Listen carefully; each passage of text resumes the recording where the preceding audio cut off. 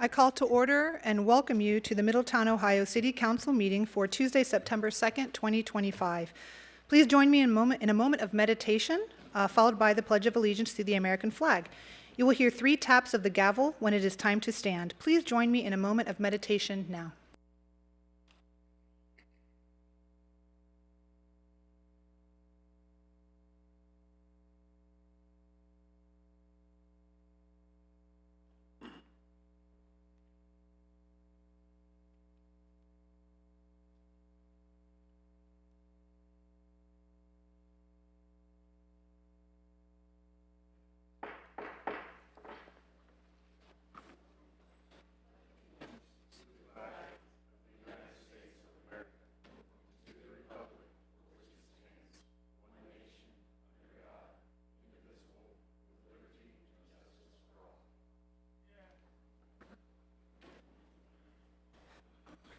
Clerk of Council, Mrs. Amy Skank, please call the attendance roll. Mrs. Carter. Mr. West. Here. Mr. Horn. Here. Mayor Slamka. Here. Mr. Lawley. Present. Thank you. First on the agenda this evening is the consent agenda. While the consent agenda is generally for consensus items, do any council members wish to remove anything from the consent agenda this evening and move it to a motion agenda? No, Mayor. All right, thank you. Seeing none, we will continue. Mrs. Skank, please present the consent agenda.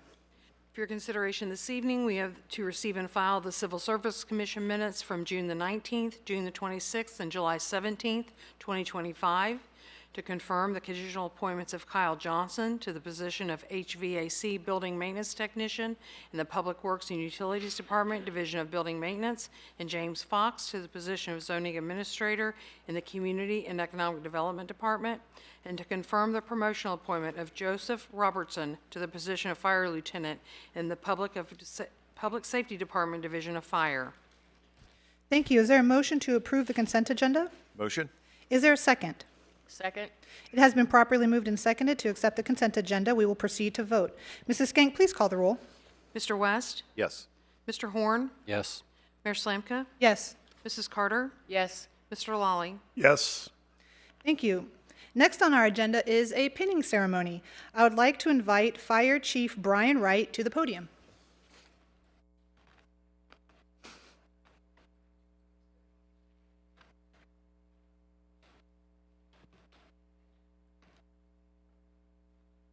Oh, step there. That's one way to start. All right, good evening, Mayor, Council, and City Manager Combs. It is with great pride to stand here tonight to celebrate the promotion of firefighter Joey Robertson to Fire Lieutenant within the Division of Fire. Just a little background on Joey. He's a local son of Middletown. He's a proud graduate of Fenwick High School. He's a product of the Middletown Fire storied legacy.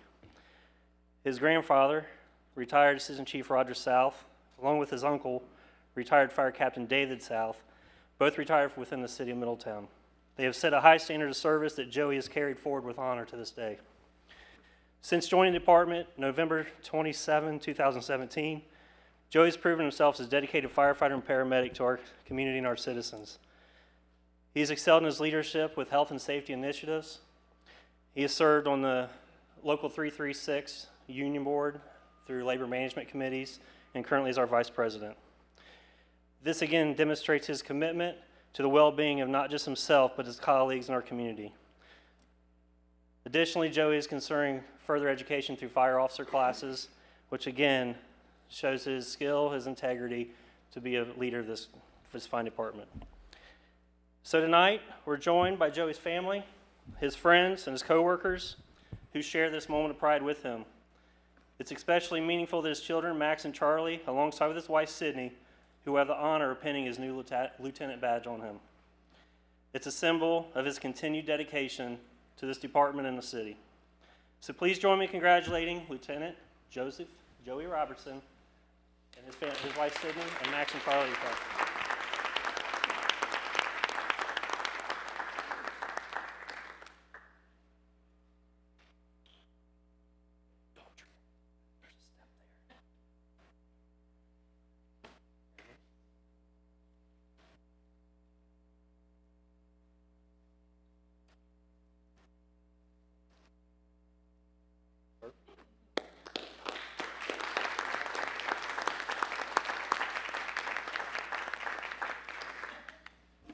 Thank you. Thank you very much. Congratulations. Next on our agenda this evening is a public hearing regarding a map amendment or zone change on Van Nest Avenue. Law Director, Mr. Alex Ewing, you have the floor for the swearing in.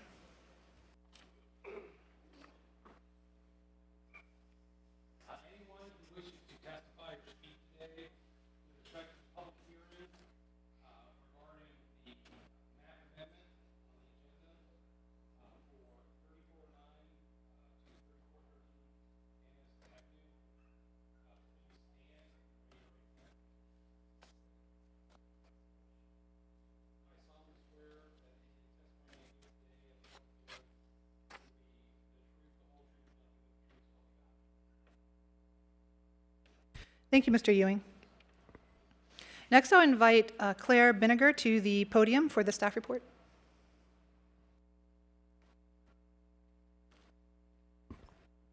Good evening. This will be a fairly brief staff report. So a quick background for the request. This is a map amendment for the continuous building, but only for the addresses known as 3409, 3411, and 3413 Van Nest Avenue from currently R3 medium density residential district to B1, our neighborhood business district. There are a total of 3 parcels that this map amendment would impact, and they equate to just over 3/4 of an acre. The parcels listed are on the screen.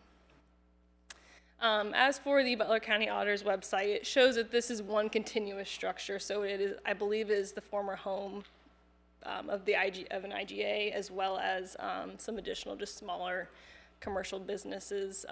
It is one continuous structure across 5 parcels. As I said, this impacts 3 of those 5. 2 are currently zoned B1, so the remaining of the 3 are R3. The proposed map amendment would make the zoning consistent across all 5 parcels that are for one continuous building. The issue of multiple zoning districts is for one building at the subject site was brought to the Planning Commission's attention for their consideration if they would like to motion to initiate that map amendment at the May 2025 Planning Commission regular meeting. Under old and new business, the Planning Commission did pass a motion to consider the map amendment as a full case before them. After proper notice, Planning Commission did hold a public hearing on July 9th of 2025. Planning Commission voted 6-0 to recommend approval of the proposed map amendment to City Council. So here is the photo of the subject property. And then a bit more telling is on the map amendment, or on our zoning map, you can see where that R3 zoning district splits that continuous building right there. And then that will conclude my staff report. The map amendment review criteria is in your staff packets at your seat. Thank you, Ms. Binniger. So at this point, there really is no applicant to speak because, No. right, so we will just continue on. If anybody would like to speak in support, please raise your hand. Seeing none, we will continue. If anybody would like to speak in opposition, please raise your hand. Seeing none, we will continue. If anybody would like to speak in a neutral manner, please raise your hand. And seeing none, this concludes the public comment portion of the public hearing. We encourage you to stay, though there will be no further public comment and no interruptions. And we will now have council deliberations. Does anybody, council member, have anything to say? Mr. Horn? Thank you, Mayor. Yeah, this was in Planning Commission. It just kind of makes sense that this whole building is for business versus being cut in half. As our city planner brought out, this used to be an IGA, and this area over here just needs the ability to be just a full business, so it just kind of makes sense. And that's why Planning Commission and the city team has basically said, yes, let's do this. So I don't see any reason why we should not just proceed forward with this. So I'll make a motion that we proceed.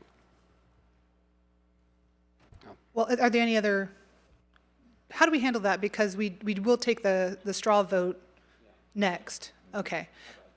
You're fine. That's fine. Any other comments at this point? Nope, all right. So at this point, yes, let's go ahead and take the straw vote. And I just wanted to ensure, to be clear, that the straw vote only serves to give our staff an idea as to how to write the legislation for the next council meeting, and this is not the final legislative vote. That will occur in a future meeting. So, Mr. Ewing. Councilmember Lally, Yes. Councilmember Carter, Yes. Councilmember West, Yes. Councilmember Horn, Yes. Mayor Slamka. Yes.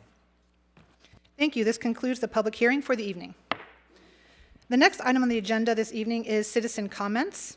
Professional presentation free of foul language is expected. This is not the time for debate, question and answer, or any back and forth conversation. This is the time for you, our residents, to be able to present in front of council on record, uninterrupted, and have the floor. We have received 4 comment cards this evening. I will prompt each speaker for their next steps when they reach the podium. I would like to first call Mark Howard to the podium.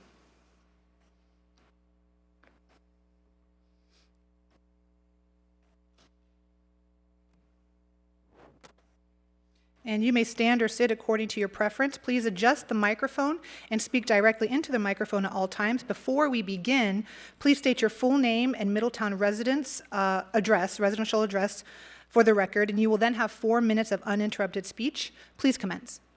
All right. My name is Mark Howard. I was residing at 10 Belmont Street with my brother. So I don't remember how you saying I got the in order, but anyway, I wasn't planning on speaking. I was planning on letting others speak and me listening. So I was actually really just waiting. I was hoping I was going to be last and to see if I wanted to say something to everybody. But anyway, we're here on behalf of my brother, Steve Howard, and his death and the cause, you know, because we haven't got any information as far as, you know, who the guy is that hit my brother, what's being done with him outside of, you know, they investigating. So it was just, I wanted answers to who the guy is, what's being done about it. I heard that it might take up to 30 days, 2 months to get charges filed. So I'm just trying to find out answers to the questions that the family and friends have. And I would like, you know what I'm saying, the chief to also speak and give us some type of something. I don't know, something. We need something other than rumors, other than hearsay, just something to help us. So that's all I have to say. Thank you, Mr. Howard. That said, Ms. Combs, would there be ability to reach out to the family, or how's? It's part of an investigation. Correct. So I'm thinking about how the normal procedure is. I mean, we can connect him with Chief Nelson, There we and he go. can explain the process. Thank you. The next person I would like to invite to the podium is Kimberly Silas.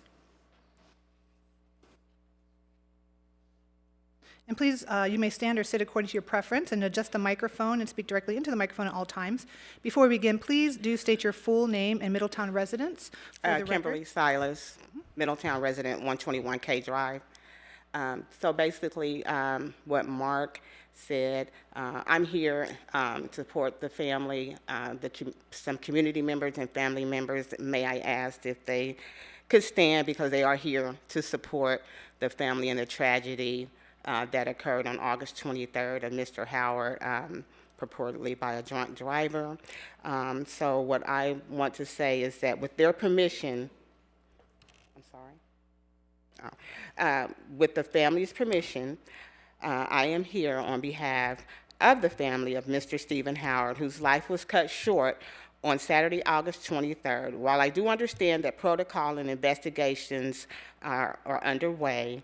After speaking with the family, there has not been any real transparency in directing to council members and Chief Nelson.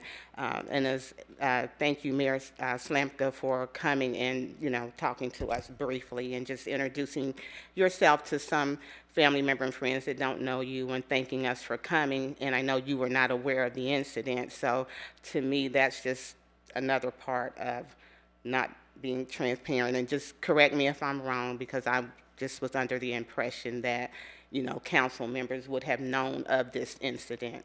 Also, the family is, like I said, the family is here to show their love, show their face for their deceased family member. We are very aware that you cannot answer questions at this time pertaining to this tragedy. However, we are here to represent and support this family. They want and need clarity and justice. Thank you.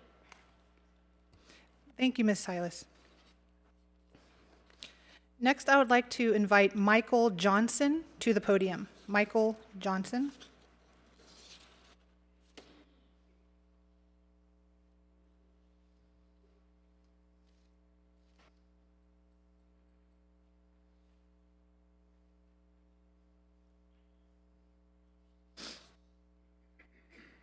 And you may stand or sit according to your preference. Please do adjust the microphone and speak directly into it at all times. Please state your full name and residence or work address in the city for the record. You will then have 4 minutes of uninterrupted speech. Please commence. My name is Michael Johnson, 1106 Gage. Stevie is my cousin. Family has a lot of questions because there's been a lot of rumors, and as Mark said, just hearsay. And there doesn't appear to have been much information shared from the city, or namely, I guess, the police department. But there's some key points. It appears as though the driver of the car that hit Stevie was intoxicated at the time and was traveling at an excessively high rate of speed. And he's not been arrested to my knowledge, or is not in custody at this time. And to me, that's the biggest question as to why. Typically, in a situation like that, when these are the circumstances, that person is detained and held under arrest while the investigation is going on. And that's just not the case here. And that's one question I'd like answered. If the chief could speak to that, I'm sure we would all appreciate it. It's pretty much my reason for coming here today. Thank you very much. Thank you, Mr. Howard. I'm sorry, Mr. Johnson, forgive me. Next, I would like to call Valerie Hamilton to the podium. And you may sit or stand according to your preference, and please do adjust the microphone and speak directly into it at all times. And before we begin, please state your full name and residence for the record. You will then have 4 minutes. Please begin. My name is Valerie Hamilton. I live at 759 Ellsworth Drive in Trotwood, Ohio. And I know you're wondering why someone from Trotwood is addressing you tonight. Well, I've spent most of my life here in the city of Middletown. I was born and raised here, and I am retired from the city of Middletown. One thing I know is that whenever there is a major incident that might cause a little heartache, council members are aware. They are made aware of what the situation is. So I can't give you any grace for saying that you don't know. My pastor said on Sunday, and I am speaking about the vehicular homicide, let's call it what it is. My pastor said on Sunday that if we don't speak up, then silence is acceptable. It's not acceptable. This man is not going to die in vain. He's not going to die in vain, because we're not going to be quiet about this. There's been nothing in the paper, which I know you all don't have a whole lot to say about what they publish and what they don't, but you do have influence. And I know that there's an investigation going on, but to not mention that there was a homicide, to not mention that there was an accident in the paper is not acceptable. It's almost like it's being swept under the carpet, and it's not going to be swept under the carpet. Now, we're dealing with a lot of things here in our nation and in our counties and in our city government with transparency. And I ask that each one of you look in your souls, including you too, police chief, and do the right thing when it comes to Steve Howard. There's a lot of people that are sitting here tonight that love him, including myself. And I was not planning on speaking until I got here today, and I thought it would behoove me to do so. So I ask you to look into your soul and make sure that justice gets served. I know that you can't do it, but you're in a position to influence others to make sure that they follow through with what they need to do. Now, that's all my comments for this evening. I thank you for listening to me, and I am very emotional about this situation, so please forgive me if I came off a little hostile. So you all have a good evening, and thank you for hearing me. Thank you, Ms. Hamilton. And next, I would like to call Ms. Marva Gaston to the podium.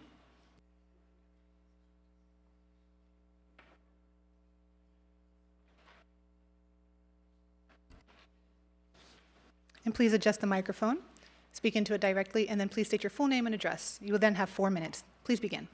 Yes. My name is Marva Gaston. I reside at 913 6th Avenue here in Middletown. Shots fired, shots fired. That's how I felt after the last council meeting. Now, before I go any further, I will state that how I feel is how I feel. Right and wrong has nothing to do with it, because I may be wrong, okay? But it's not for you to condemn me for being wrong, but I'm asking you to help me understand how I'm wrong so that we can work together to reach a amicable working situation. I come again speaking on behalf of the debris left behind from the Middletown Paperboard Company. I approached Councilman Lally during the break of the last meeting about remarks he made after the residential remarks that left me feeling as though I was being personally attacked and threatened. I felt as though he was insinuating that I have come before this council making false accusations. Though he did not mention my name directly, he stared me down throughout the meeting and seemingly intentionally turned towards me as if to intimidate me while he was speaking on the subject of individuals coming before council spreading false information. It made it more clear that his remarks were directed towards me when he stated it was better to leave the debris where it is than to move it and make it someone else's problem. During break, I approached him in the hallway about this remark, when he then goes on to accuse me of having been deceitful from the very beginning. Well, one thing is certain. We have a pile of debris in our neighborhood that we are forced to inhale that keeps our cars, houses, and furniture dusty and dirty on a daily basis, no matter how much we clean them. I ask, where's the lie? This brings me to address some things directly. First, I came to you asking for the material to be removed. You all agreed that this was an emergency situation that needed to be addressed immediately. Less than 2 days after that meeting, with no contact nor discussion with me, you had a bulldozer disturbing the mound by not removing it, but leveling it, which just allowed for more dust and dirt to be permeated throughout the atmosphere. I then requested a copy of the test results that clearly stated that this material could not be used in a residential area, yet I asked, why is it being stored in a residential area? That same day that the bulldozer was over there, I got a knock at my door from WCPO News, who showed up requesting an interview. Well, having being left felt that my concern really didn't matter because there was no discussion, I agreed because I felt like I wasn't going to be heard. So I agreed to that interview, and I'm glad I did, because the community needs to know what was going on in this situation, because I still feel firmly that there is an emergency situation when you consider that we're breathing this debris on a daily basis. I question about the $3 million grant fund received to demolish this building because it was stated that $3 million was received for the grant, but only 2.7 was used. Well, I felt like I needed to know. I was told that the material will be moved, and nothing has been moved. I'm going to continue to ask questions until I get answers and/or action. Thank you. Thank you, Ms. Gaston.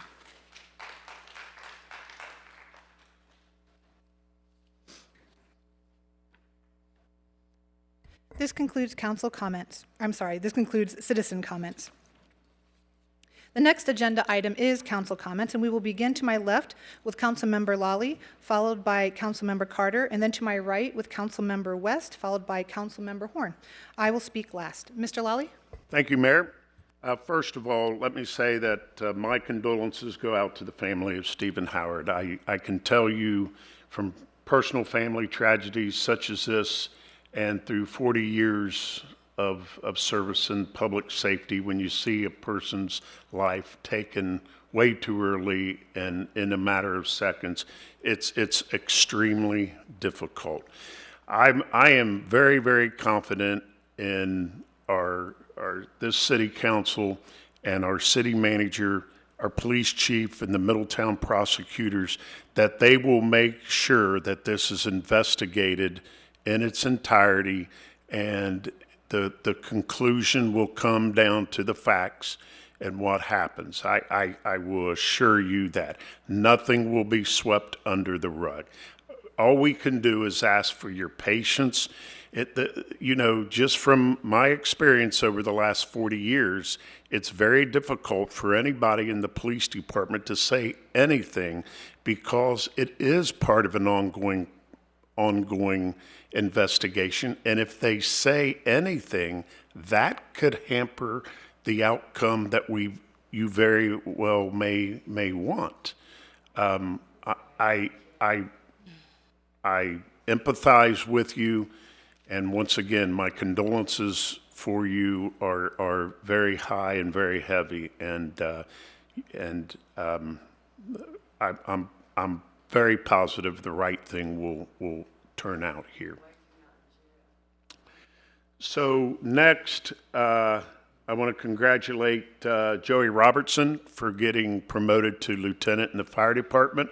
That's one of those situations where I've seen Joey grow up from birth to now, and it's always good to see an individual be promoted in the ranks of the city, and Joey is no exception. So congratulations to Joey. And that's all I have this evening. Thank you, Mr. Lawley. Mrs. Carter?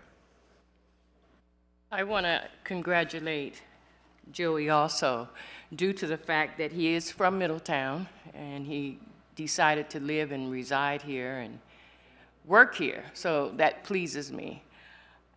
I have to say, I didn't know about Mr. Howard. I'm not on Facebook. I do a lot of other things, so I had not heard of it. But I'm not sure if it's protocol or what, that the chief can talk to us right now? Yeah. Is that something, I don't know. It's part of an ongoing investigation. You don't want that. Hold on. I'm asking a question. Is it possible that the chief can come and speak to the crowd right now? Yes. I would not recommend that because it is an ongoing investigation. I think that there are exceptions in the public records law for investigations. I think the chief can meet individually, but I think it's up to the discretion of the chief what. I'm sorry, please, one moment, please. Public, I'm so sorry, the public comment is complete, but please do allow him to complete what he is saying. Thank you. But I would say that it's within this discretion of the chief what he thinks is appropriate to disclose. But generally speaking, disclosing information about an ongoing investigation can cause unintended consequences. This is an unusual incident. And so usually you can step outside the box when you have unusual incidents going on. And it is unusual. They're asking why this man isn't in jail. At this point, do you have any further comments? or- Yes, I do. Okay, then we will continue, and then we can continue with that question as well.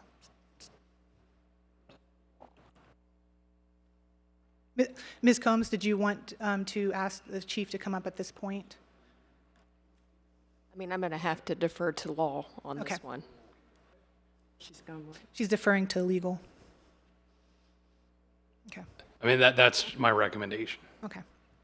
All right. Because Ms. Combs is the person that we get to speak with right now, so if she doesn't invite him up, then we will wait. But I heard what you said, and I heard what you said as well, that the chief can reach out personally to the family to answer the questions that can be answered at this time, because it is still an active investigation. Does that please ensuite? Okay. I take pride in serving on this board. I'm a representative for the community, and they want answers, so it's good that he is willing to speak to the family and let them know something.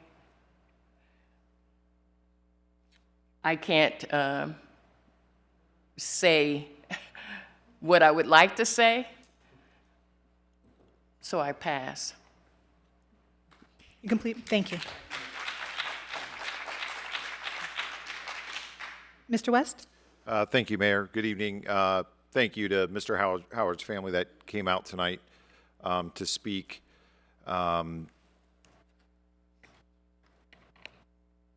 So the event happened on August 23rd. I didn't find out till August 29th, which was Friday.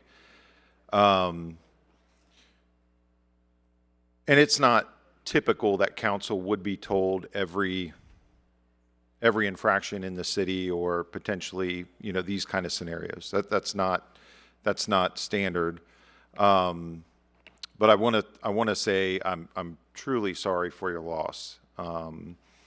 I know some folks that knew him well, and it seems like he was a very well respected, loved person in the community here in Middletown. And I agree. You know, there's a lot of rumors and hearsay and things like that. I had a couple phone calls over the weekend. People were asking me, and I said, the only thing I saw was one or two posts on Facebook. I didn't know who was involved. And it's just tragic. I mean, it's senseless. And I will say this, in a lot of these investigations, sometimes it does take a little bit of time. And I know that's not what anybody in your shoes, including myself, if I were in your shoes, that's what you would want to hear. But I did find it odd that it wasn't picked up in the media anywhere. I thought when somebody had called me on Friday, I'm like, I did a quick Google search of the media, and I was like, this wasn't even picked up, So I was trying to think. Most of the media here in Middletown is obviously out of Cincinnati, so I was trying to figure out if Cincinnati had an insane news day or something. But regardless, I have the utmost faith that Chief Nelson will make sure that there is justice for you and your family, your friends. It's heartbreaking, and to know that it's completely senseless. It makes it harder. It makes it harder to understand why. Central Avenue is it's pretty much a pretty slow pace, up and down Central, 25 to 35. And, we've all heard the rumors of what transpired or what people thought transpired, but either way, it's horrible.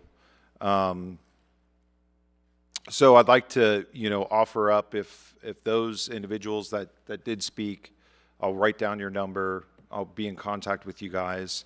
Again, council isn't part of police investigations. It's not within our purview, but if there's anything that we can do as a council to help you through this, we'd be more than willing to hear you out and do what we can for your family. That's all I have, Mayor. Thank you. Thank you, Mr. West. Mr. Horn? I'll defer to you, Mayor. Thank you, Mr. Horn. Before I say my usual comments about what's going on in the city, yes, right there, what's going on in this city, I would also like to say a few words. I cannot imagine what you're going through right now. And I'm very, very sorry for your loss. And I'm very touched and moved by all of you here this evening to support the family. That was very kind. And it just goes to show who he was for all of you. I am also confident that Chief Nelson will be able to, as he can, speak with the family. So I would expect that to go well. Thank you for that.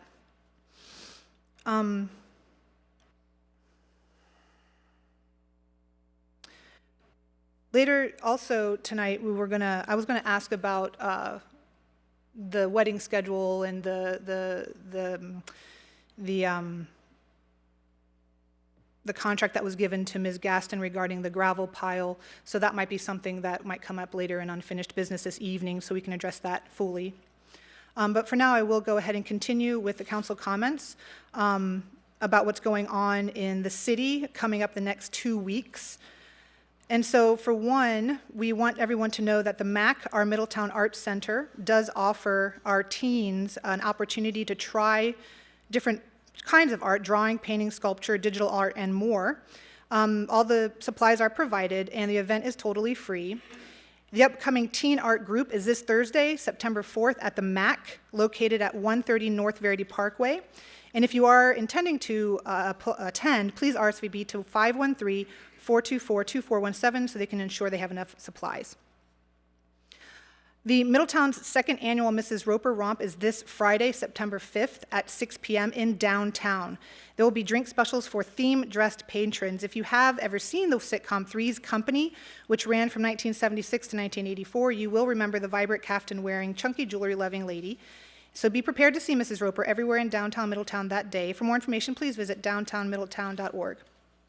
This Saturday, September 6th, at the Sorg Opera House, located at 63 South Main Street, is Captain Fantastic Detroit, an Elton John tribute. Backed by popular demand, this is a full Elton John experience. With an uncanny resemblance to Sir Elton, performer Ron Foss's powerful vocals and masterful piano skills will transport you straight into the heart of a legendary concert. Doors open at 7:30 p.m. For more information, please visit sorgoperahouse.org. Next Friday, September 12th, is the date of one of my favorite events in Middletown, Dog Day Downtown. It's a day for the dogs with loads of free treats for your pooch, dog-themed vendors, activities, DJs, and more. We look forward to meeting your friendly, vaccinated, and leashed dogs downtown. If you do not have a dog but are a dog lover, please come down and enjoy all the furball friends having fun. For more information, please visit downtownmiddletown.org. That same day, Friday, September 12th, at the Sorg Opera House is 80s Neon Nights with the Sidecars Band, a tribute band to the Cars. For more information, please visit sorgoperahouse.org. And the volunteers of Sorg want you to know that the best part of seeing a show at the Sorg is that every ticket supports a cause that rocks. The Sorg Opera House is a nonprofit, all-volunteer organization. Every dollar from ticket sales goes directly into preserving this historic venue, expanding its programming, and keeping the arts alive in our community. When you come to a show at the Sorg, you're not just seeing a concert, you're helping write the next chapter of a local treasure. They thank you for making it possible. The newest addition to Middletown's event calendar comes from our city's new community projects coordinator, Callie Fisher. The September 11th memorial ceremony and 5K will be a solemn ceremony on Saturday, September 13th at 8:46 a.m. to honor the lives lost and the heroism displayed during the tragic events of September 11th, 2001. The ceremony will take place at Woodside Cemetery in front of the chapel and is open to the public. The event is about honoring the lives lost that day and honoring the first responders who ran toward danger to help others. For more information, please visit cityofmiddletown.org. Later that night, Saturday, September 13th, if you are a fan of Rocky Horror Picture Show, get ready to do the time warp again. Dead Man's Rocky is the Dayton's newest year-round Rocky Horror Shadowcast, bringing wild, no-holds-barred energy to the Sorg Opera House. For more information or to buy tickets, please visit sorgoperahouse.org. Sunday, September 14th, join in for the second-to-last Middletown open-air market of the season. Gathering growers, makers, and neighbors join in from 10 a.m. to 4 p.m. behind the Swire Inn and across from Gravel Road Brewing Company at 916 First Avenue downtown. For more information, please visit downtownmiddletown.org. We would like to cordially invite all Middletonians and city stakeholders to save the date for the 2025 State of the City Address on Tuesday, September 23rd, to be held at the Event Center of Middletown, located at 3907 Central Avenue. In addition to the address itself, there will be performances by Middletown High School's Purple Pizzazz Show Choir and the presentation of the Armbruster Award. Light refreshments will be provided. For more information, please visit the city's Facebook page. We hope you'll be able to attend to learn more about the city and to visit the beautiful event center of Middletown. As a reminder, the City of Middletown accepts applications for our boards and commissions throughout the year, so if there is something that you have an interest in and you wish to give back to your city in this way, please do submit your application. To learn more, please visit the city's website at cityofmiddletown.org. Lastly, and as always, there are many ways to get involved with your community and give back. Join a board or committee, run for office, apply for a job with the city, volunteer at a hospital, pick up trash in your neighborhood or park, plant a garden in your yard, smile at a neighbor, find joy and satisfaction for a job well done in whatever work you do, or just have a positive and giving attitude. Find something that you can do regularly and give back. We are all connected and we are all in this together. The care of our city is an adventure in which we all get to share. That is all for me tonight, and this concludes our council comments. Next on the agenda is our city manager reports. City Manager Ms. Ashley Combs, you have the floor. Good evening. I also want to give my condolences to the Howard family. We will make sure that Chief Nelson connects with the family and we'll speak with them and tell them what he can. So again, my apologies for your loss. So first off, I would like to invite the Gibbons Planning Group to the podium. So this will be Michael and Brent Gibbons. They are co-owners, and they are going to do the Development Code Update Kickoff.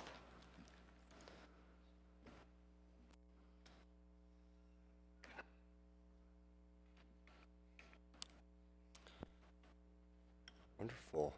Well, good evening, Mayor, council members, planning commissioners in attendance, and members of the public. It is an absolute pleasure to be with you this evening to provide you a presentation on the Development Code Update project that this city is currently undertaking. I will preface this. This is going to be a bit of a longer presentation. I assure you, though, there is a lot of good content in here. This is a really important project, so we want to just provide you as best of an overview as possible. Here's just a breakdown of how the presentation is going to go this evening. I'll just provide a general overview of what development codes are, just so we all have a good foundational understanding. Then I'll dive into the specifics of this particular project and update. Then we'll talk about some of the exciting community engagement that we have planned as part of this project. And ultimately, this is an opportunity for you, the council, to ask us any questions, being that this is more of a technical project. But first, brief introductions. My name is Michael Gibbons. Along with me is Brent Gibbons. We are the principals and co-owners of Gibbons Planning Group. We are a small brother-owned multidisciplinary planning firm that specializes in land use regulations. So we focus on development code updates, zoning codes, subdivision regulations, comprehensive plans, visioning, and then all of the community engagement associated with those types of projects. We also lead long-range planning studies and just general long-term planning projects. Together, we're bringing 20 years of experience to this project. We've worked for small jurisdictions, counties, to growing, to middle-sized communities. In total, we've managed over 70 projects, spanning from smaller updates to more technical comprehensive code updates to comprehensive plans. In that time, we've received multiple awards, and some of our clients have received multiple awards. It's just a testament to the best practices and the project management style that we bring to our projects. One thing that you can assure from us, though, is that this is really our passion. This was a passion project to start this firm and go into practice together. So we bring that to this project, and we are extremely excited to be working with you, the council, your planning commissioners, and the public on this exciting project. Supporting us, though, is your city staff. So your city planner, Claire Fetters-Benninger, is acting as the city's project manager. Your city manager, Ashley Combs, is the assistant or is the advisor to this project. But along with them is a support from the rest of your division and department heads. This is a cross-cutting topic, development codes and standards, so it will require close coordination with fire, with your legal team, with engineering, and we've actually already started that discussion today. We started that this morning. We met with your department and division heads and already started to talk about some of the larger issues that the city's facing and how we can assist. Visual overview of how we like to lead these projects. As you know, you are the city council. You are the final decision-making body, the elected decision makers for your city. Advising you, though, is the Planning Commission. They will be central to this project. We will then work along city staff to provide products to both of you, both the advisory of the Planning Commission and then ultimately you, the decision makers. But our project management style is to work alongside you and your staff. We want to bring options. We're not going to identify the best way to do something because there isn't a best way to do something. Every jurisdiction is different. We're here to provide you options and educate you as to what is going to be the best choice based on what your public and what your priorities are and what we're looking for. So before we get into the real meat of the discussion, I want to take us back to planning school briefly. And I want to provide just an update overview, really, as to what I'm talking about when I talk about development code. What is a development code? This might be a new topic to some.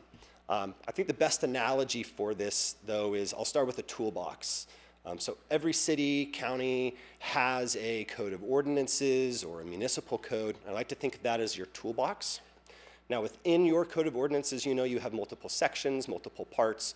I like to think of those as tools. And with every tool, it has a use case. So you wouldn't necessarily be using a saw to hammer in a nail. The same goes for some of the regulations that you as a municipality are trying to regulate. So you have various tools within your code of ordinances. You have regulations on business regulations and taxing. You have tools on traffic and code enforcement. But what we're touching on tonight and what we're updating is specifically your development code. And the development code is the tool within your city's toolbox that really is for regulating land uses and the development of land. So land use is the regulation of land. It also is the tool that the city uses to implement, or one of the tools that the city uses to implement the comprehensive plan. Now, the city went through a comprehensive plan update in 2022 is when it was adopted. Really, this is the opportunity, this is the tool from a land use perspective that you, the city, can use to implement certain aspects of your comprehensive plan, specifically those that are land use related. Your development code also serves to protect public health and safety. It does that via zoning and development standards and performance standards that we're traditionally familiar with zoning. How does the development code really work? It does so in a couple of different ways. It regulates the built environment, so the urban fabric, what buildings look like, how tall they can be. It also establishes design expectations for new development. You're aware of that. You have architectural design standards that buildings have to comply with. That's because it's part of at least the tool that your development code is employing. And development codes also establish the location, the general function, and appearance of all land uses in the city. And specifically, your development code also includes subdivision regulations as well. So how properties are divided and subdivided or combined within your jurisdiction. Another way that I like to look at your development code is the way that it affects your city from a map perspective. As a planner, we take a look at a lot of maps. So I like to kind of view development codes as having an impact on 3 different scales. From the city-wide scale, development has, I think that's, has the most overarching view. And really, development codes are impacting where people live and where people shop and where people play. It does that by zoning and your zoning districts and regulating land uses. If you zoom in, it then starts to get into that neighborhood scale, and development codes really regulate the neighborhood scale. It does that by regulating building height and design standards and the types of land uses within each of your neighborhoods. And then you zoom in a little bit further and it goes into that parcel scale. And ultimately, this is where a lot of people are interacting with the development code. It's on the parcel specific level. What can and what can I not build on my property? Or how tall can my fence be? Or what can my neighbor not and can he build? Is really where we start to interact on that on the smaller scale. But I think it just paints a better picture of how the development code works. And last, just one more graphic, because we like graphics here, is just an overview of how your development code actually ends up playing into your comprehensive plan. Your comprehensive plan is your vision. It's your establishing foundational document that establishes your goal and where the futuristic vision of where you want to be. In order to get there, you need to have these tools, development code being one of them, that helps implement that.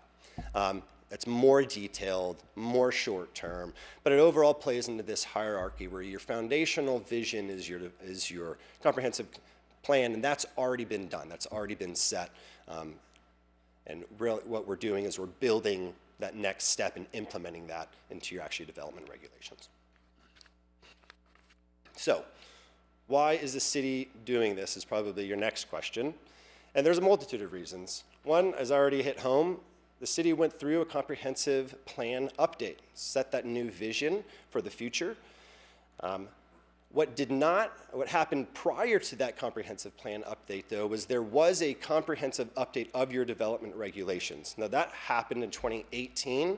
Your comprehensive plan came in, essentially set a new vision, new strategies, new boundaries. What did not happen is the follow-up update to your development codes after that. So really, that's what we're here to do. We're here to implement your comprehensive plan, but then also receive and solicit some info from the general public through council as to what are some other topics that are relevant that we want to address while we have the opportunity to rip open the books and actually are going through new standards. Oh, with that, one more point is there's also a whole host of other plans that the city has. There's downtown plans, there's historic plans. What we want to do is also the opportunity to fold those in and ensure consistency with them. We've already found, as just a team working together, some kind of inconsistencies when it comes to language choices or when it comes to certain zoning or general plans. And so what we want to do is we want to ensure consistency. It's going to be key to make your jobs easier and your city staff jobs easier when it comes to planning and project approvals.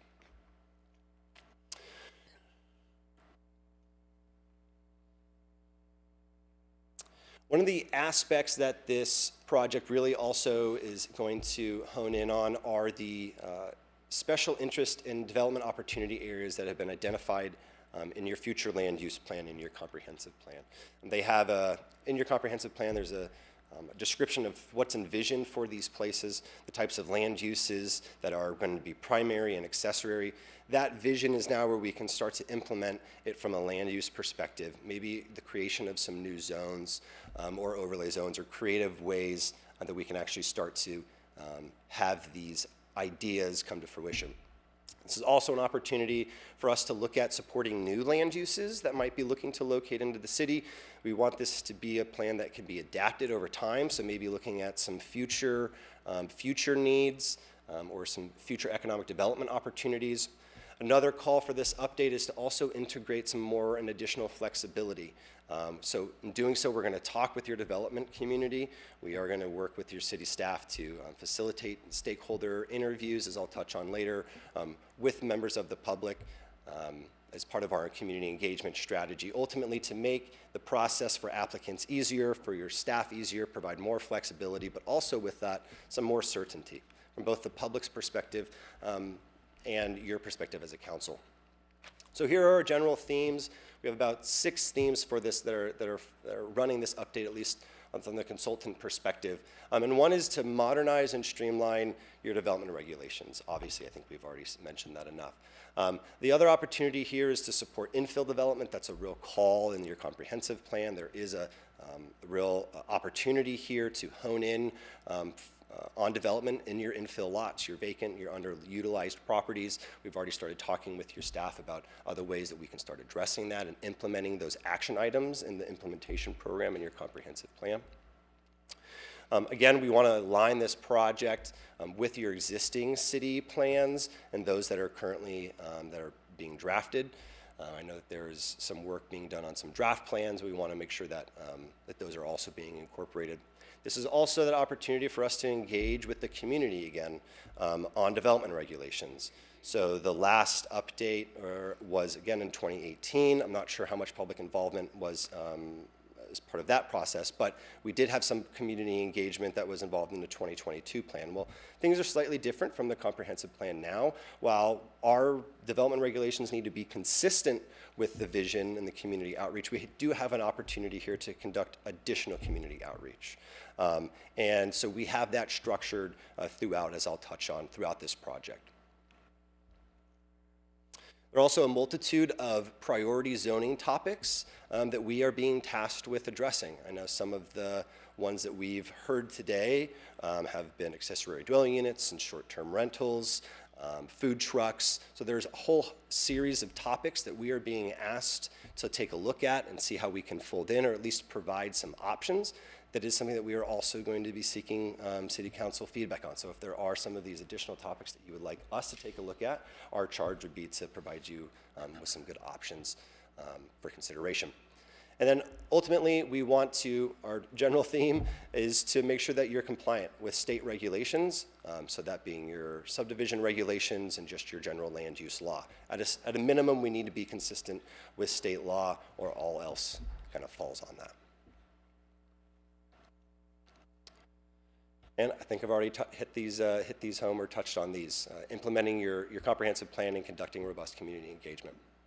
So with that, I'm going to stop talking. I'm going to hand it over to Brent to provide an overview of the various project phases, the project schedule, and then the various deliverables that you can expect from us throughout the various phases. Perfect, thank you. Well, good evening, Council. I will just walk through the overall scope of the project so you have a better understanding of what to expect over the next 12 to 14 months and what the community should expect over the next 12 to 14 months as certain items come out for public review. So this project is divided into 6 phases. Our first one starts with project initiation, which is why we're here. So we met with your staff today, kicked off the project. Tomorrow we're doing an extensive tour of the community, looking at different neighborhoods, different issues, opportunities, and challenges that this technical update to your development code should address. Phase 2 focuses on evaluation. So before you can ever start a project like this, you need to understand the local context from a development standpoint and understand the history of the fabric of Middletown. So as part of this, there are several deliverables that we're working on with your city staff that start to evaluate your current development regulations, evaluate consistency with other documents, and then pull together a matrix of changes. This is going to be one of the biggest first deliverables that's going to come out, and I think it's one that's imperative in a process like this. When you go through and you start making changes to a development code, things move, things change, verbiage changes. And for transparency, which is key throughout this process, we want to make sure that the Planning Commission, the public, and you as council are aware of where those changes are made, who made them, and where they ended up later in the process. It's not uncommon to get in the adoption phase and want to see a matrix to see how everything moved around, where, when, and why.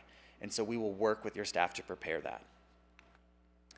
Phase 3, that's the understanding and engagement. So Michael will touch on community engagement shortly, but this is where we fold in public presentations, workshops, stakeholder interviews, and that'll carry throughout the entire scope of the project, but we've itemized it here under phase 3. I'll tell you right now that we are concurrently working on phases 1, 2, and 3, and we're hitting the ground running on those components. The meat of the project, that's phase 4. So that's where we actually work on drafting the modifications and technical changes to your development code. This will be broken up into 3 different components. We'll start with your administrative provisions, your entitlements, so your permit processing. Who reviews what? Planning Commission, Council, and what is the review authority? How does noticing work for projects within the city? So we'll evaluate that. Our second component is we'll take a look at your zoning districts and then the uses that are permitted within each, and what are the entitlements for each of those uses. Where can modifications be made, or are there uses that aren't currently reflected that should be, looking visionary, looking forward for the city of Middletown. And then the third component, we'll look at what we like to call general and specific standards: parking, signage, access, whole host of items. And so what we'll do is we'll evaluate all of those with their city staff and make tweaks as well. At each of those 3 touch points, we're going to meet with your planning commission, and those are public meetings, they're study sessions. The planning commission, we will walk through all of the changes. Each draft presented to them will be in track changes for transparency. They can weigh in, provide feedback, and then we'll coordinate with your city staff on making any additional changes. I would say phase 4, this is the biggest piece of the project. It'll probably last 6 to 8 months of the total process.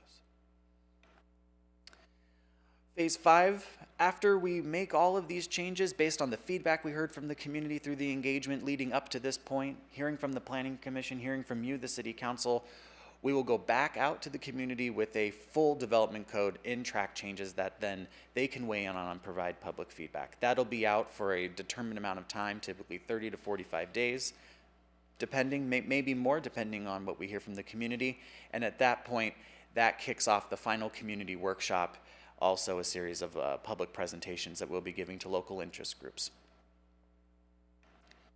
And then phase 6, for any long-range planning project, this is where we hope to end up, and that's at an adoption.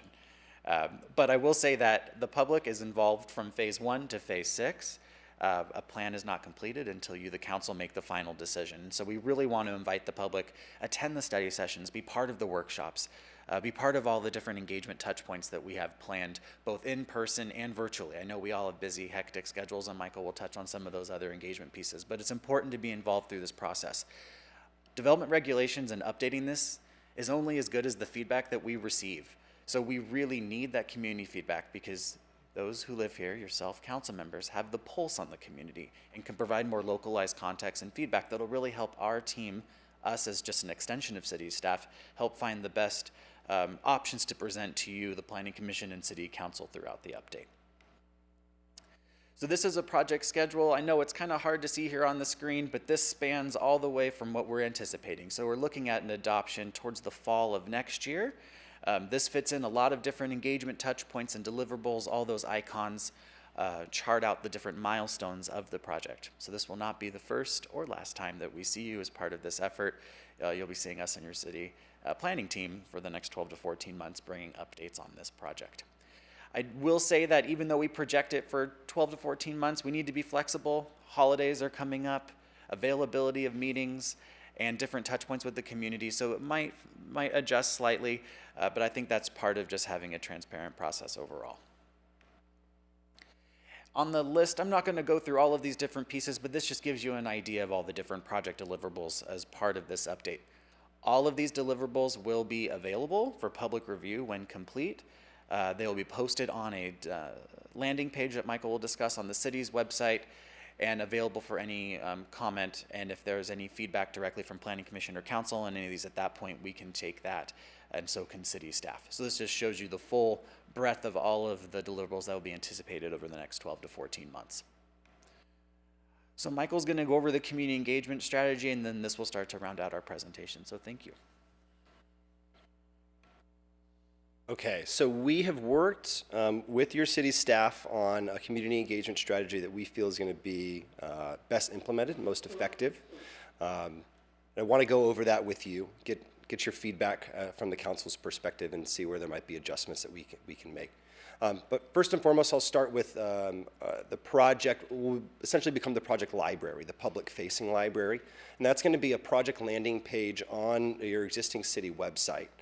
The idea is to have that linked to the department page, and we'll have its own unique landing page that we can send links to, create QR codes for, but it will house everything project related, upcoming meetings, deliverables, surveys, flyers, news.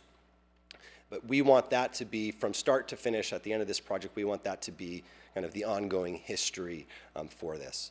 So in there, we will have ability to interact, receive feedback on various drafts, again, post upcoming meeting dates, and some frequently asked questions and kind of that we feel would be helpful as people are going through this update, at least from the public's perspective. So that is to be developed. We are still working with your team on the best way, how to get that integrated. We just met with them today, so we had a really great discussion, but to be coming, we're currently developing that. Our next step in engagement are public presentations. Kind of think of these as public workshops. So we have one, as Brent mentioned, we have one at the beginning of this project. This is an opportunity for us as the consultant team to provide a kind of similar shortened presentation as to what development and zoning and subdivisions are, and then get that initial feedback as topic areas. In there, we plan on having a list of some of these major discussion items that we can talk through. That way we can hone in on certain topic areas.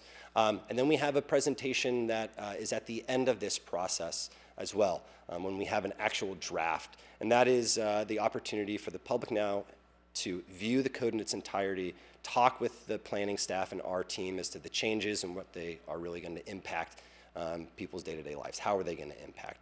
And to have that dialogue. In here for our public presentations, our public presentations will be noticed ahead of time. Those will use the newsletters and existing social media outlets and different channels that are available to us. We've already started that conversation with your city staff today. Brent mentioned there's also going to be a local interest group presentation. So following the public review draft of this final development code, we will be going out to local organizations and local interest groups. Those groups have yet to be determined. We are still working actively, again, with your city staff to hone in as to those groups, so any feedback you could provide would be helpful. But the idea is to provide a one-on-one, essentially, session with these groups as to, again, the impacts of this development code, some of the major changes, and really the major highlights that are going to impact that particular interest group. Kind of in that same vein, at the outset of this project, we are actually going to also be conducting stakeholder interviews. This is to get preliminary feedback, preliminary ideas before we get into the drafting, part of that research and reconnaissance phase of the project. These stakeholder interviews are going to be facilitated virtually. That ends up just working out a lot better with people's schedules. We can do it over Zoom, we can do it over phone, but they last about an hour. We have about 12 to 14 of these interviews scoped, and the idea is to talk with developers, applicants,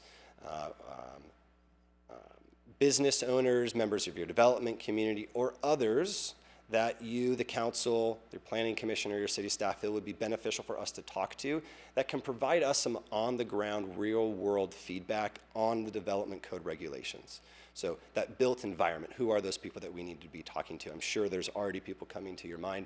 Those are the types of people that we want to interview, just so we can get some honed-in feedback, in addition to rounding that out with the more community-wide feedback. That will happen. Those are getting started. Yeah, those should actually get started relatively soon. I think we need to finalize the list with city staff still, but this is right around the corner, one of our first engagement pieces. One of the ways that we're also going to try to make this a simpler, more understandable process, sometimes I confuse myself talking about these topics, is we are going to use some short videos. We're going to use a video scribe to help us do this, but we want to send some periodic videos out, either notifying of upcoming meetings, explaining maybe some complicated topics about zoning or developments, and post those out on the websites, on your social media channels. And this is another way for us to break down zoning concepts, break down the legalese, some of these concepts, more complicated concepts, and really get people engaged and active in this process. Those will happen periodically throughout this project, not just in one particular phase. And then we have study sessions, and our study sessions are with your planning commission. They will take place here, and this is going to be our first line of at least public review before it goes to the entirety of the development code updates goes before you, the council.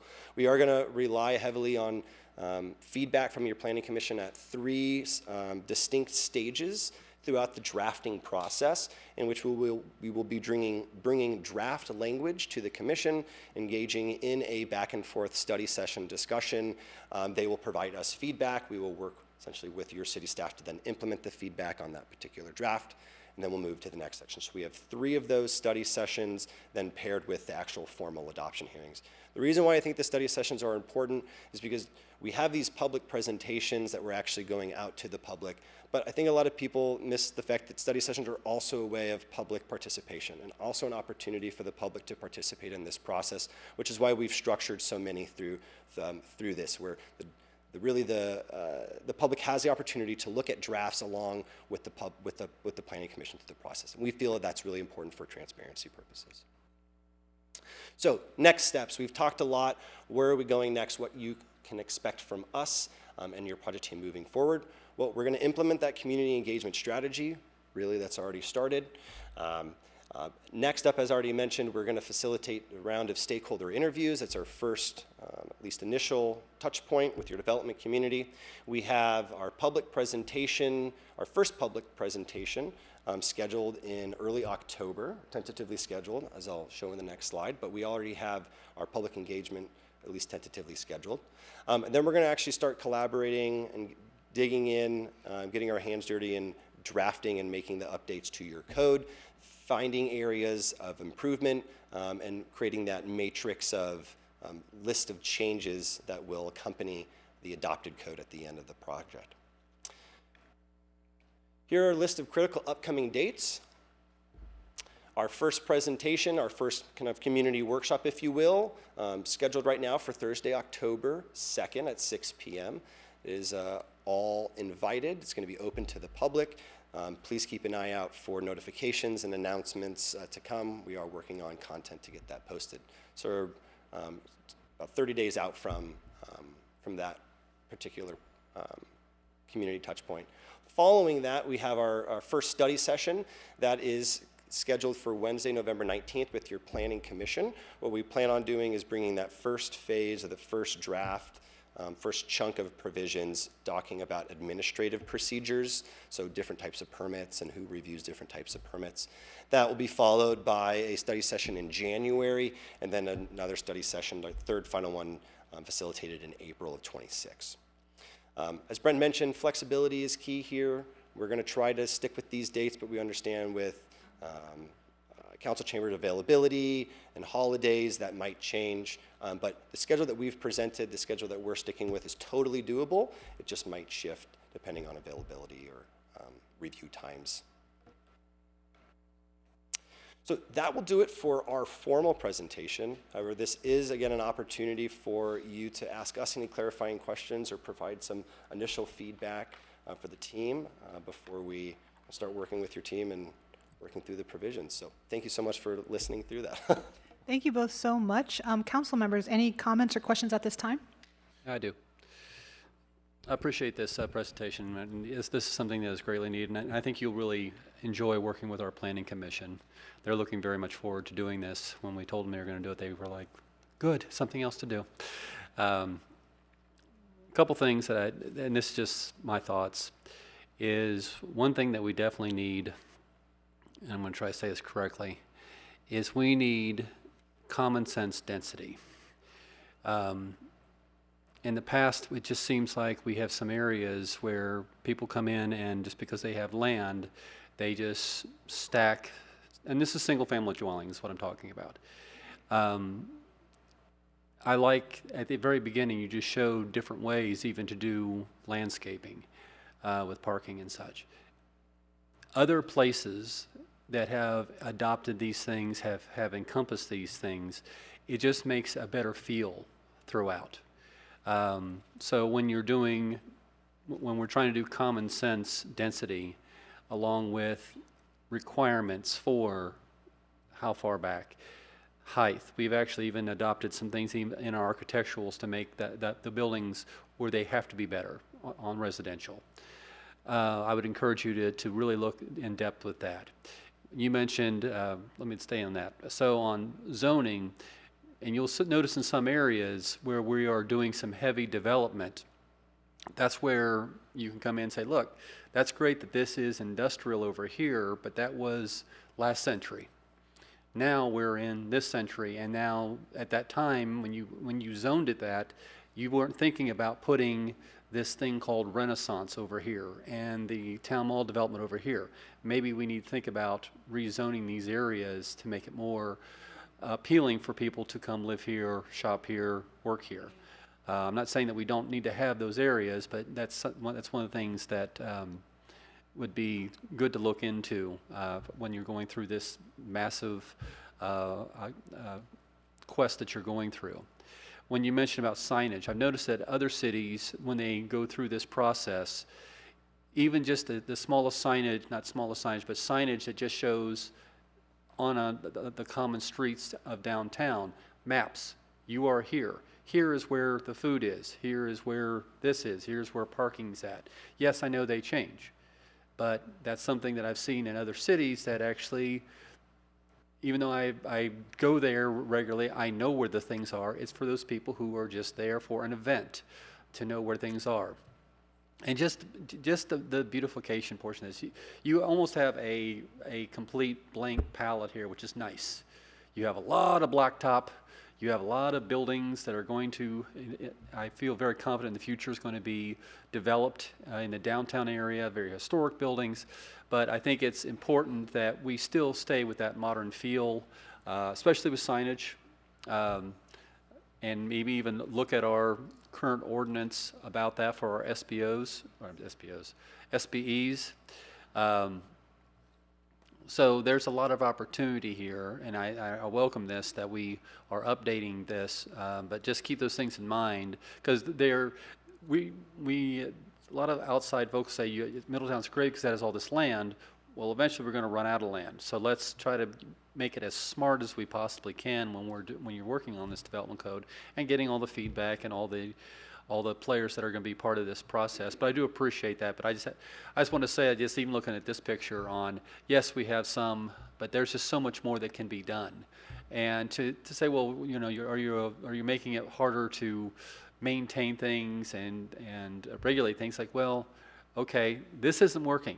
So why don't we try something different that might make it where it's more appealing to the next generations? And I appreciate that. Thank you, Mr. Horn. Any other comments or questions from council? Just one comment. I like it. It's a well thought out plan. Seems like, you know, all the right steps in the process are in place. So I'm excited to see how this pans out. Thank you. Thank you, Mr. West. Anything else from council? Nope. I would like to say thank you. That was great. That was a great presentation. Thank you for taking the time to come out here and really lay out what we're looking at. As people know, council knows, I'm very interested in public comment and what the people want for their city. So I was very excited. You answered a lot of my questions actually about what's that going to look like.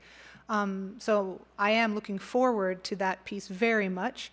And I've got the dates written down. I did notice that the third study session is on tax day. Just take that for what you will. That's going to be a busy day in general, but it looks great. I'm excited to find out more. So thank you both very much. Thank you. It looks like Chief Nelson has stepped out. I don't see him. So we're going to go to the next presentation. So the Holiday Hoopla with Avon Kaiser.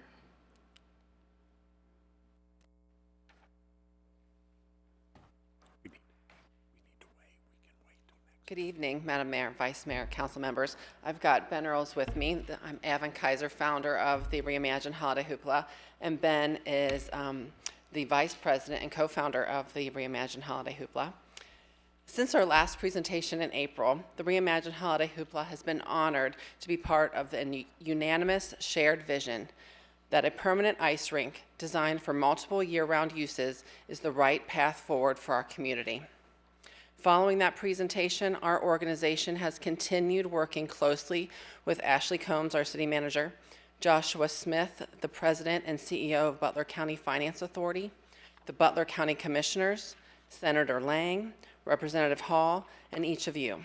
Together, we've been reviewing plans and discussing the critical role this project will play in the revitalization of downtown. In collaboration with Scott Tadish, representatives from Shook Construction, and Grisham Smith, the design and architectural firm, our team has been working to develop an entertainment district that can serve as a true catalyst for revitalization downtown, attracting new development, drawing residents and visitors, and creating a place where people want to live, work, and play. We have now reached a pivotal stage in this process. Key payments and scheduling deadlines must be met to ensure the rink is completed and operational by fall 2026. This project represents not only a recreational amenity, but also an economic and cultural investment in Middletown's future. We are eager to partner or continue our partnership with you and make this vision a reality. At this time, I want to turn it over to Ben, who will walk us through the plans and the scheduling details. Good evening, everyone. So I think you have four different artifacts to look at tonight, one of which is the park plan, which is up on the screen right now. There's also a proposed budget by Everything Ice, also a kind of pay application that talks about how that payment over time would take place, also from Everything Ice, and then a schedule for how to move forward with development of the rink and the new future location. So on the screen right now, the park plan is a slightly different version from what you saw when we were here last in April. When we were here in April, we presented a concept plan that had a fairly rectilinear ice rink that your typical, what you would typically see when you think of an ice rink. Since then, those conversations that we had that Avon was just describing, we've landed on a plan that works with the existing infrastructure on this site. So as a reservoir, there are various items and hatches and things poking up through the park, and so we've worked with Shook and Gresham Smith on a plan that gets something that fits within that and addresses the program needs that we shared before, the different amenities. So the project has also been broken into two phases. The first phase is what was originally approved, which gives you a finished park at the end of construction. The second phase that's been incorporated would include the construction or installation of the ice rink and the various outbuildings that would support that.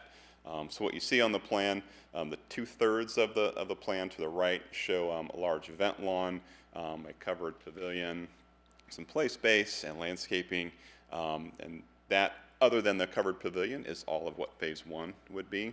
So anything within that dashed line is phase two. So that shows a more ovular shaped ice rink. Again, that would still allow for the activities that we talked about before, the ice skating, pickleball, roller skating, some games of some sort on the ice or on the pavement. And then along the perimeter, there are outbuildings that would include like a skate storage, maybe concessions, and storage of various other items, restrooms, that sort of stuff to support the activities at the park. So with that, this is the current conceptual design. There is still additional design to be done by Gresham Smith to realize this phase two version of the plan that it requires additional coordination moving forward. So the next thing, the timeline and schedule for this. So the construction of phase one was anticipated to go through, and I'm sorry if you don't have those additional items included to display.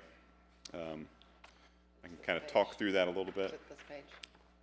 Yeah, I don't know if you guys have that in front of you. Okay.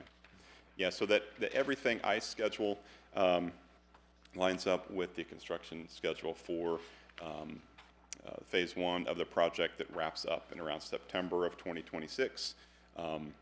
So the critical part of the schedule to get things moving forward to allow that end date for the ice rink to be in place, for the park to be finished, is the engineering, procurement, and manufacturing of the components for the rink. And so right now that timeline would start October 1st. And so that's why we're here tonight, is talk about that next investment and payment needed to get that process started.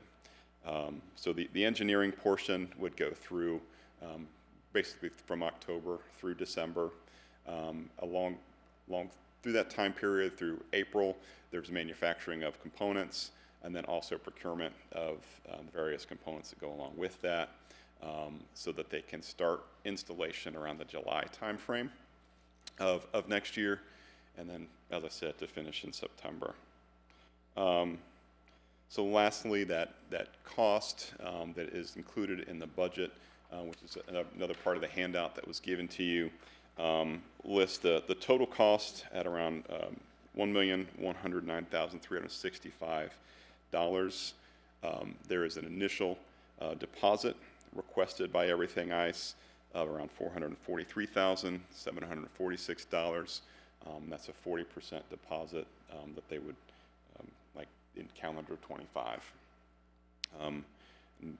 Remainder of that payment, we can talk schedule. I think we need to get into those details. But this is a slight delta from what we shared before, primarily due to the curvilinear shape of the rink to fit it on the site, some of the custom components that come along with that. So it's a slightly larger cost than originally anticipated from the conceptual plans that we shared before. There's also an opportunity for buyback of the existing portable rink. So that's another component we met with them recently about. I think the final cost is still to be determined on what that buyback will be. Essentially this year, they will come in to help with the install with Middletown Works of the current portable rink, and then they would, at teardown time in January, send a team to dismantle, assess the rink and components at that time, probably finalize what that buyback cost would be, and that buyback cost would go towards the current cost, this $1.1 million, as a deduct from that cost. So with that, that's really all I have to share. The critical thing to remember is October 1. October 1 is when we need a commitment from council to say we were willing to invest in this investment of the rink of the 1.1 million. And yes, they only need the 443,000, which is 40% right now to start ordering because it takes so long to get chillers and all the equipment we need. So the other thing that Shook did tell me today, and I didn't get to share this with Ben, is that this timeline and the approval of that 1.1 million goes along with, once you approve that, goes along with another thing they need kind of right away, is a contract or another contract with Grisham Smith to start designing phase 2, because they have to, as they're finishing phase 1, they kind of need to know what's going in so that they don't put cement where there shouldn't be cement, or, you know, so they kind of have, it's a weird dance, he was telling me, Josh at Shook, that we have to have this kind of also signed around that same time. So these are the critical timelines, October 1, to be able to get everything kind of a beautiful package at the end of like toward the fall of next year. Yeah. Any questions or concerns about that? Mr. Horn? Okay, so this everything ice here for the 405 363. That's for them. Now, what is? I'm seeing an engineering here on the schedule from October 1st to December 15th. Are the architects and engineers, are they requesting a deposit for them to proceed forward with all their designs and drawings and such? So that's what, yes, that's what that's that other contract that you need to sign for them to start designing that part. Okay, and what's that budget? So Scott Tadish will have that to you. He's got that portfolio, and I think it was like. Here he comes. Is he coming down? Here he comes. It's just a question because I'm looking down the line, which I love it when people do this, when they actually give you line items, things along with the schedule, but I'm not seeing engineering. And I know they don't do things for free, ever.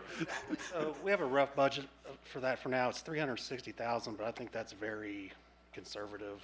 I'm thinking it'll be something less than that, but just as a ballpark number, I think at the highest it'd be $360,000. Okay, so, but that's the engineering, the architects, all the mechanicals, and then bringing all their stamp drawings, and then city approving that, and then everyone. I just want to make sure because October 1 is a month from now, and this is important.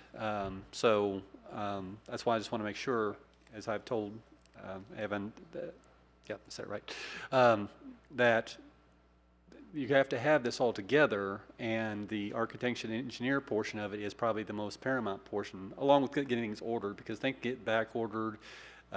Factories shut down the second week of October, or I'm sorry, December, and then they don't reopen until the middle of January, so that, you always have to put that factor in when I was in the big boy world ordering stuff. So I just want to make sure that we're clear that it's not just the 405, that's just for the everything ice people.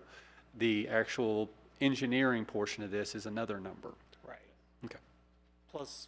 Above the 1.1 million. Yes. Yeah. Yes. Let's keep in mind there'll be additional site preparation costs. Yeah. Okay. I understand contingencies. I lived it for a good portion of my life, so I understand that portion of it. That's somewhere in here, always around, but. With the engineers, like we've had to deal with, just that's why they have the E&O insurance and such. But I just want to make sure that everyone's clear here that they're asking not only for this deposit, but also for the engineering that has to happen for this to land this time next year, so our kids and citizens can enjoy Holiday Hoopla Christmas 2026. Thank you, Mr. Horn. Any other comments or questions from council at this time? Ms. Kaiser? Say that Josh from Shook did send me a preliminary schedule right before the meeting, and I didn't have time, so I'll send that to everyone's email, just so you kind of see how he sees it, kind of collaborating. But again, he said this is kind of a dance, so it's a preliminary one at that, so I'll send that to you all too. Thank you. And I believe Ms. Combs, we will be looking at some more information at the next meeting on the 16th of September with the possibility of legislation. Yes, we can do that. Also, Joshua Smith from Butler County Finance Authority will also be here to present, which Right. will pair with this presentation as well. Perfect. Because of the 10/1 deadline, it looks like that definitely has to happen this month. So I appreciate you guys coming out today to give us this information right now, plus added on with Joshua Smith's presentation on the 16th, and then we'll have all the information that we need. I did have one question, though. So originally, we had talked about $2 million price. Is that kind of what we're looking for? We're looking at this 40% this year for fiscal year '25, and then the rest up to about $2 million So I feel like for '26? when we first started that 2 million, that was like our big grant, like what's it all going to take?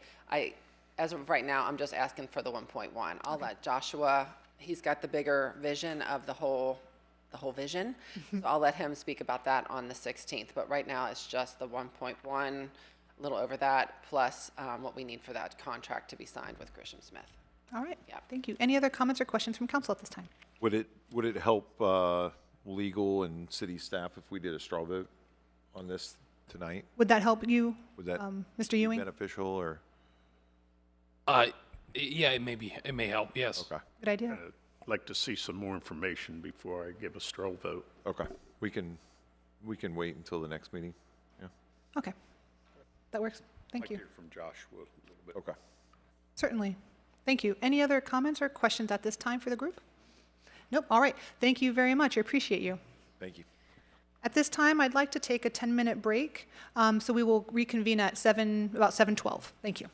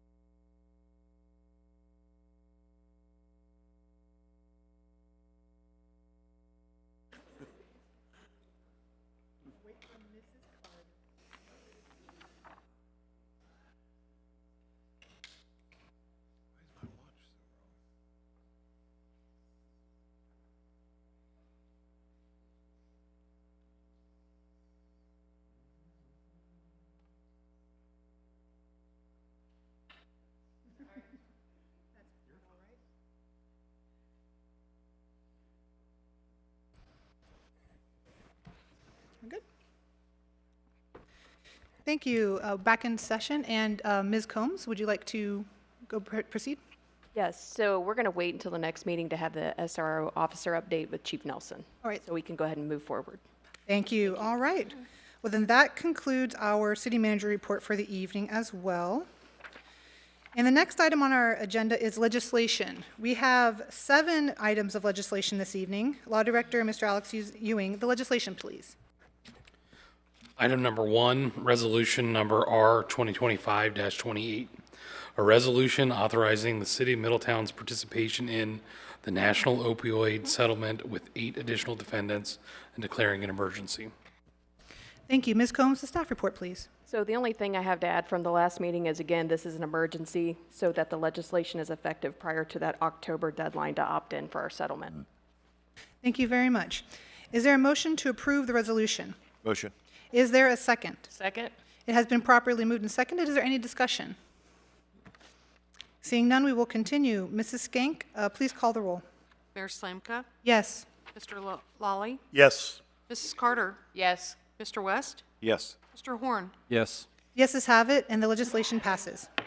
Mr. Ewing, the next item, please. Item number 2, ordinance number O 2025-50. An ordinance denying a request to change the zoning classification for 86.086 acres, known as parcel number Q65110720000009, located on Miller Road from R-1 Suburban Residential District to PD Planned Development District, and not approving a preliminary development plan for construction of approximately 217 single-family homes and a commercial outparcel. Second reading. Thank you. Ms. Combs, do you have anything to add? I do not. Thank you. Thank you. Is there a motion to approve the ordinance? Motion. Is there a second? Second. It has been properly moved and seconded. Is there any discussion? I have a brief statement. Mr. Horn? This is the reason why I said about trying to use common sense density. When we are presented with these kind of situations, we really need to look hard on what is best for the city. We still have to grow as a city. I fully believe that. But this was a situation where we got it right. The citizens were happy about it. But this is what I'm talking about common sense density when we have this. And this is probably our last 89 acres of land that we have in the city that could be used as a development. So when this comes up in the future, please listen to my words. Thank you, Mr. Horn. Any other comments at this time? Seeing none, we will proceed to vote. Mrs. Skank, please call the roll. Mr. West? Yes. Mr. Horn? Yes. Mayor Slanka? Yes. Mrs. Carter? Yes. Mr. Lawley? Yes. The yeses have it, and the legislation passes. Mr. Ewing, the next item, please. Item number 3, resolution number R 2025-29. A resolution to make adjustments to appropriations for current expenses and other expenditures of the city of Middletown, counties of Butler and Warren, state of Ohio, for the period ending December 31st, 2025. Police Grant Fund Training. Second reading. Thank you. Ms. Combs, do you have anything to add? Just a reminder, this was a request for a supplemental appropriation for the Middletown Division of Police Patrol mandatory training budget in the amount of $24,274.40 for specialized training of the police personnel. Thank you, Ms. Combs. Is there a motion to approve the resolution? Motion. Is there a second? Second. It has been properly moved and seconded. Is there any discussion? Seeing none, we will proceed to vote. Mrs. Skank, please call the roll. Mr. Horn? Yes. Mayor Slanka? Yes. Mr. Lawley? Yes. Mrs. Carter? Yes. Mr. West? Yes. The yeses have it, and the legislation passes. Mr. Ewing, the next item, please. Item number 4, ordinance number O 2025-51. An ordinance amending section 1226.01C2, Historic Commission membership of the Middletown Development Code, which is included in the Middletown Codified Ordinances. First reading. Thank you. Ms. Combs, the staff report, please. I have nothing to add. Other than, forgive me. Thank you. From the last, this will just be adding a non-voting member of the Historic Commission who will be a member of City Council. Thank you. Thank you very much. All right, as this is a first reading, there is no action to be taken at this time. However, is there any discussion from council? Hearing none, we will proceed. Mr. Ewing, the next legislative item, please. Item number 5, ordinance number O-2025-52, an ordinance establishing a procedure for and authorizing a contract with Train US Incorporated for the replacement of the HVAC system at the Event Center of Middletown. First reading. Thank you. Ms. Combs, the staff report, please. This is to authorize the city manager to enter into a contract with Train US Inc. for the replacement and upgrade of the HVAC system at the Middletown Event Center and to authorize a supplemental appropriation. The Event Center's current air handlers for the HVAC system are undersized for the building and need to be replaced. The current system installed by the previous owner is approximately half the size necessary to properly heat and cool the building based upon building code standards. This creates inconsistent temperatures throughout the building, and it's a detriment to the Event Center users. Plans and specifications were prepared for bidding by a mechanical engineer consultant to meet all the applicable design standards. 3 bids were received for the project on July 30th, 2025. So they ranged from $460,750, $474,000, $589,364. All 3 bids were significantly higher than anticipated. Train US submitted a bid proposal separate from the bidding for a total cost of $344,485. Staff recommends rejecting formal bids and awarding the contract to Train. Thank you, Ms. Combs. As this is a first reading, there is no action to be taken at this time. However, is there any discussion from council? I want to know if there's a chance that we can ask also Air Force One to give us a bid? Is it too late to bid? Yeah, I think it is too late. Scott. I mean, I can also, hold on, I can answer that. Yeah. I asked a client of mine, Air Authority, who also does, who's like Air Force One, and he said, what is the size of the unit? And certain HVAC companies, they can only go up to certain sizes, and then they stop with their vendors and with their abilities to do the work. So Air Force One is an HVAC company, but they might not be able to do the size of these units, being 50-ton units. Because I asked Air Authority, which is about the same size as Air Force One, who's a friend of mine, and he said, because Paul, we stop at 25-ton units, so Air Force One might actually only be able to do up to a certain size unit. So that's why maybe they didn't even provide a bid because of that.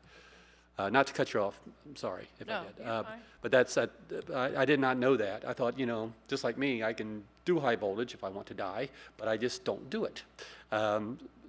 So that's why I thought all HVAC companies can do any size units, but apparently their certifications are at certain levels. And it just makes it where for liabilities and such, because there's cranes involved with this. These things are god-awful heavy. So hopefully that answers your question. Any other questions at this time? yeah, so I guess Angie Smith is going to make a presentation at the next council meeting about the event center. And some of the things that I'd like her to come back with is, because as everybody knows, I was involved in this when we took over the event center. And one of the things we knew we had to do eventually was, or initially, was replace one of the furnaces. And we did that for $50,000. We didn't anticipate having to put this large of a cost into this facility so soon. We essentially were told probably 5 to 6 years down the road we'll have to look at this. This has come a lot sooner than I anticipated. So my question is, will not doing this now, is it keeping us from having events there? Is the control of the temperature in the facility a detriment to us being able to be able to rent the facility out? Probably. It's getting ready to be cold. That's a question for Angie Smith. Gotcha. And I had some questions as well. I would love to know the timeline that we're looking at for the next meeting. Also, the payment plan, how that's going to be working, but then also how and why this is so much less than the lowest bid of the 3. I think it's about $116,000 less. So I'm curious as to why. So that'll be good to know for the next meeting. I might be able to answer that too. Sorry. If this is Train USA, you said? So, okay, let's go here. Okay, so Klein Mechanical might be a Train dealer, he might be a Bryant dealer. What we're getting it is, from what I'm seeing here, we're getting it directly from the manufacturer. So they can say, yeah, we can do it for this, and that's why they can do it for probably less, I'm guessing. That's because we're going, instead of Klein buying Train, or Klein buying Bryant, or Klein buying York, and having to buy that through them and their markup through the manufacturer. This is the manufacturer saying, I'll sell directly to you and I'll also install it. And I know I was probably the person that started this whole thing, because I was just kind of confused on, this building was built by us, it was inspected by us, it was engineered by an engineering firm, and then someone else took it over and left the building, not in cuffs, and decided to cut the airflow system in half. My little knowledge of HVAC systems is, yes, you could have smaller units, but the thing is that system is going to have to drive more and more air because it's designed for those 50-ton units. My question is, now that Butler County is involved 2 years after the fact, I think this should be also put in on the charges, because she knows she committed fraud. The person who was there before there that had this building, she knew what she did. Right. There's no doubt in my mind, when you have two 50-ton units and you put two 25s in there, she knew exactly what she was doing, and she saved money and put it in her pocket, or something happened here. Leave the contractor alone, because maybe he or she was told, put in 25-ton units, and that's what they did, because this was inspected and everything else. But I'd like that looked into as stacking the charges. But it is what it is. I would like to hear our next meeting about how we're doing with our event center. Are we having lots of events? I'm seeing cars in the lot a lot. That would be great. But at the end of the day, we don't want someone in the summer dancing the night away and sweating it, or having a Christmas party and freezing. And that's the biggest thing about these air handler units. Those ducts and everything are designed for the 50-ton units. If you have 25, they're going to have to work double hard, if not triple hard, and you're actually causing the depreciation of the motors to work harder than what they're designed to do. And that just means our public works person will have to be coming back sooner than later if we don't do something now. And I know it's a hard, bitter pill to take, because in less than 2 years, we got this building back, and now we're having to put, almost $400,000, because there'll be contingencies here. But it is our investment, and that's all I can say about that. Thank you, Mr. Horn. Any other questions or comments at this time? All right, hearing none, we will continue. Mr. Ewing, the next item, please. Item number 6, ordinance number 2025-53. An ordinance creating a tax increment financing district within the city of Middletown, declaring the improvements to the parcels within the TIF district to be a public purpose, declaring such improvements to be exempt from real property taxation, requiring the owners thereof to make service payments in lieu of taxes, designating the public infrastructure improvements to be made that will directly benefit or serve the parcels in the TIF district, and establishing a public improvement tax increment equivalent fund for the deposit of service payments, and declaring an emergency. No action requested until September 16th, 2025. Thank you, Mr. Ewing. Ms. Combs, the staff report, please. City Council entered into a development agreement with the developer Brandon Homes and Ohio Regional Constructors, LLC, for the development of the former Roosevelt Ridge site on Central Avenue. The developer has completed homes along Central Avenue. The TIF funds will assist with the completion of the public improvements required for the remainder of the site development. Upon passage of this TIF ordinance, the developer will enter into a TIF agreement with the city memorializing the use of the future funds for applicable reimbursement public improvement expenses to be paid for the development initially. Thank you, Ms. Combs. As this is a second reading emergency, there is no action to be taken at this time. However, is there any discussion from council? Hearing none, we will proceed. Mr. Ewing, the last item, please.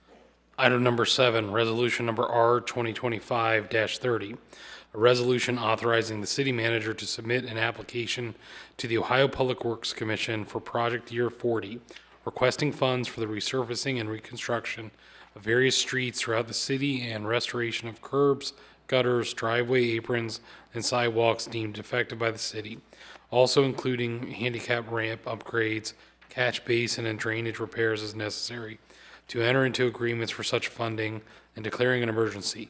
No action requested until September 16th, 2025. Thank you, Mr. Ewing. Ms. Combs, the staff report, please. The only things missing from what he just read is that individual property owners will be assessed for defective concrete sidewalk and drive apron repairs adjacent to their property. Also, handicap ramps, upgrades, catch basins, and drainage repairs will also be made necessary. There is no financial impact associated with passing the legislation. Future estimated costs are $3,900,000. And emergency legislation is requested at the September 16th meeting. This is due to OPWC needing to start by mid-October. Thank you, Ms. Combs. As this is a second reading emergency, there is no action to be taken at this time. However, is there any discussion from council? I just have a question. Mr. Horn?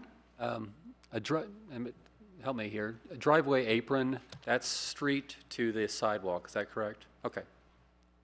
Thank you. Thank you. Any other questions at this time? Hearing none, we will proceed, and this concludes the legislation for the evening.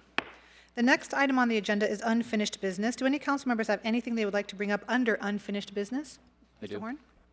This is unfinished new business, but we'll just go with it.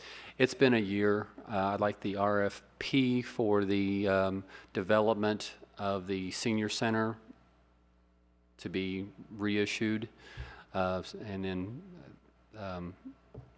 so they have a mandatory meeting so we can have some developers give some thoughts about developing that land around our event center, senior center, that the covenant has been raised on, so it's been a year. So people who could not bid on it now can, and there's others that also are interested in doing that development. That's all I have. Is there any other unfinished business anybody would like to bring up at this time? My one question was Ms. Gaston had requested the contract for the gravel pile, and I just wanted an update on that. Yes, so we did hand deliver the contract to Ms. Gaston last week. Are there any other questions? That was it Yeah. for now. I think we'll probably get another update shortly. Yes. Yes. All right. So thank you very much for that. Hearing no more, we will proceed. The next item on the agenda is new business. Is there any, do any council members have any new business that would like to bring up at this time? All right, hearing none, we will proceed. That concludes new business. The next item on the agenda is executive session. Do I hear a motion to move to executive session under the authority of ORC 121.22G1 to consider the appointment, employment, dismissal, discipline, promotion, demotion, or compensation of a public employee or official, and G4, preparing for conducting or reviewing negotiations or bargaining sessions with public employees concerning their compensation or other terms and conditions of their employment? Motion. Thank you. Is there a second? Second. It has been properly moved and seconded to move to an executive session. We will proceed to vote. Mrs. Skank, please call the roll. Mayor Slamka? Yes. Mr. Lawley? Yes. Mrs. Carter? Yes? Mr. West? Yes. Mr. Horn? Yes. Yeses have it, and the motion passes. Council will now move to executive session. Nice trip, Brian.